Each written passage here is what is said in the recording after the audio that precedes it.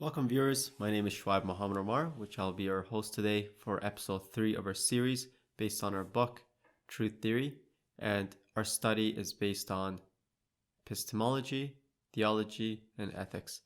Today's episode will be called The Shadow and the Substance. Hope you enjoy.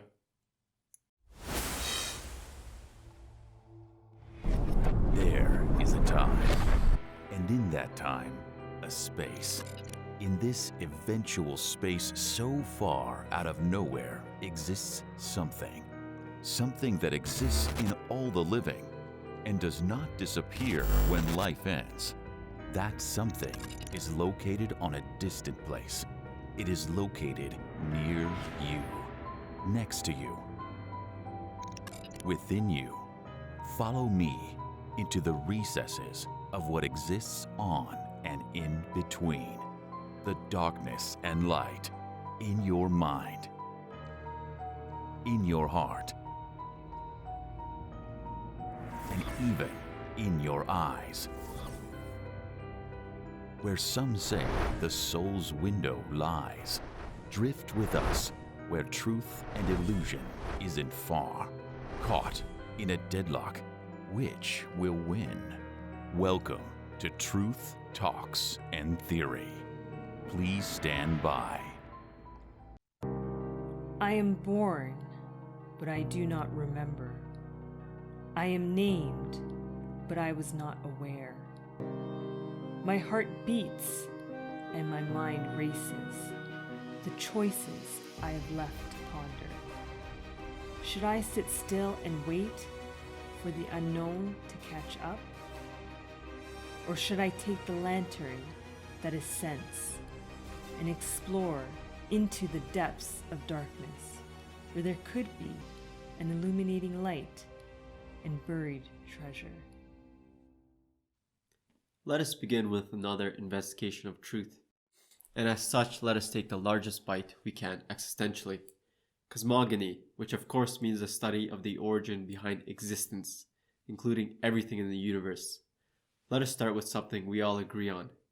Everything that we can perceive in the immediate has an origin. If you were to pluck a hair out of your head, surely you would say that this hair had come from your head and grown to the length it has. Let us go further. Inside our heads, there are hair follicles, and inside the hair follicles are what we call hair bulbs. And of course, inside these hair bulbs are proteins that are connected to the bulb that is connected to the blood vessels that give the root nutrients, allowing the hair to grow and break through the surface of the skin. And that being said, the hair on your head number to about 100,000. Sounds like quite the origin story. However, if we were to discuss the fabric of existence, the majority of it would be lived through perception. Other times we use a guided instinct to affirm what is true, such as the idea of suffocation. Okay. As you can see, one can naturally be averse to the idea of being in a tight space due to the preconceived notion that we need something to intake in our bodies in the form of air. These inbuilt realities are pieces of a puzzle that are connected to something of a design choice, like a motor functioning as the inventor had theorized. Not only in us, but in things such as animals and plants as well. They have built-in schematics of behaviors that aid it in its survival and thriving. This investigation leads to many theories behind why this is. But I am going to support that there is indeed a master designer at work that had embedded these natural mechanisms to trigger within all. Now we discussed animals, but furthermore, let us discuss the inanimate, such as water, soil, or even stone. Such things also have a consistency. This consistency seems bound by a law that has been placed, and these consistencies are what counteracts chaos. As chaos is disorder, consistency is a stability which makes an action and reaction reliable. And as such, reliability equates acceptability. But within these consistencies, there are intricacies within intricacies that are always in motion. If we were to take in all the cells in our bodies are following patterns and making choices that are seemingly automated, we are left in awe by the anatomy, but perhaps it is something of dependence rather than autonomy. Can you imagine if your cells started to break down, shut down, and fail to function? How would that affect your autonomy? In this way, we can be grateful for the willingness of these cells to do without us willing it to.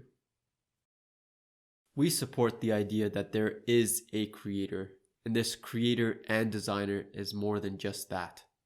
We want to stretch your view to take in that should such a being exist, it is not only the origin of reality, but the sustainer, a fine line in all of existence that runs back to this sustainer.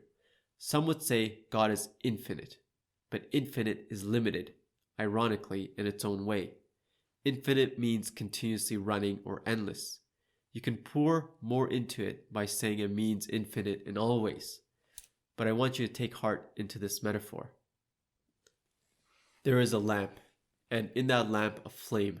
That light is being emitted. The lamp, the wick, the flame, and the light are all God. And the rest of the space and all its surrounding is simply a manifestation of the light, the lamp, and the flame's movement. As such, God isn't simply infinite or power. This being is a substance, and we, anything aside from the substance, is the shadow, moving, surfacing, and living under its immense light of being. That, my dear viewers, is profound and difficult to grasp, so I'll present another metaphor. The idea of God is often presented as an author of all creation, all lives, all paths, all beginnings and ends.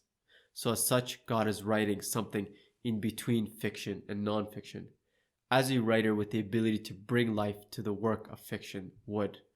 With that said, if we refer to any fiction that an author is writing, do we ever determine the characters or even things in it as real? Sure, they can reference real places or provide real-world examples, but what is on the page is never truly real.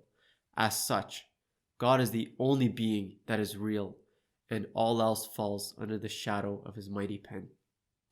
So, I will leave you with a bit of poetry. I had once thought I was a flicker of a candle in the encompassing dark. As I peer closer, I recognize I am but a grateful shadow born from a roaring flame. Between nothing and something, still I exist.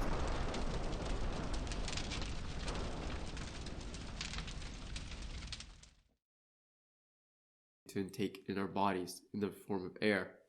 These inbuilt realities are pieces of a puzzle that are connected to something of a design choice, like a motor functioning as the inventor had theorized.